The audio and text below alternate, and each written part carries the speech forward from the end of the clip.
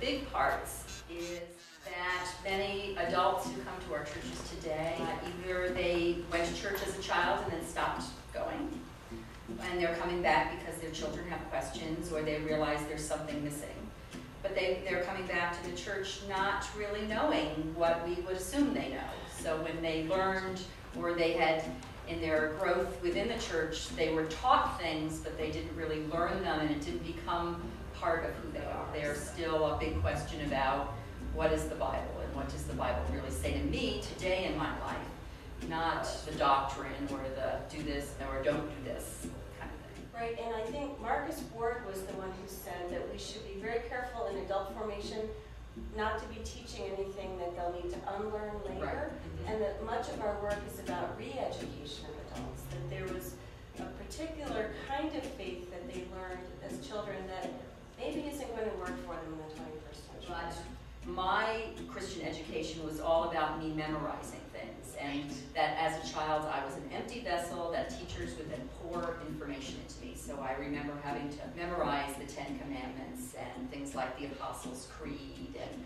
those kinds of things, but I had no idea what they really had to do with my life things. It was sort of like you learn them and then you graduate, and so many of the adults in our congregations today, if they experience that, have no connection with how do I apply this to my life, or how do I live out my belief in the world and take that out of just coming to church on Sunday. That I'm seeing coming to our churches, they're drawn, they have a hunger to connect with God, but many of them haven't learned the 10 Commandments. They're really uncomfortable about the Bible, and so it's that sense of, boy, this is something that I want and I'm drawn, but do I belong? Can I fit in? These people standing up and sitting down and they're kneeling, and what are they doing? I don't understand. The other part that I see that adults come to church because they have this spiritual hunger, that they want something more, but they don't exactly know how to articulate what that is. Like they want Bible study, but then no one comes when the church offers the Bible study. And what they're really looking for is saying, okay, help me read the Bible, or help me when I hear scripture being read, or in culture, because it's sort of part of our ethos that, you know, pieces of scripture show up in everyday life.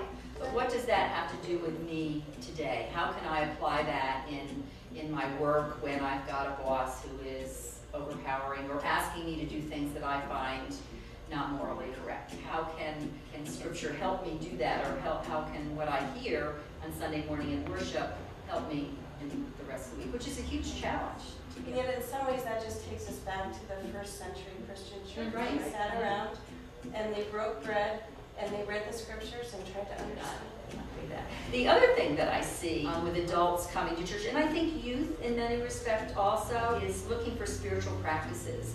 So there's a huge hunger or an eagerness to participate in things like walking labyrinths and Taizé kind of music that's more mystical, because in today's world we have so many answers that we can find for things, and there's not as much mystery in that unknown. So coming to and learning about settings that are more mystical, that don't have answers, but there's really wonderful music or incense and chanting and candles that have a deep spiritual meaning, that people can be in silence, because everybody today, I think, is so rushing around and there's not time just to be and to be quiet. And so offering those periods of reflection for folks that they can't get anywhere else is a great thing that churches can offer.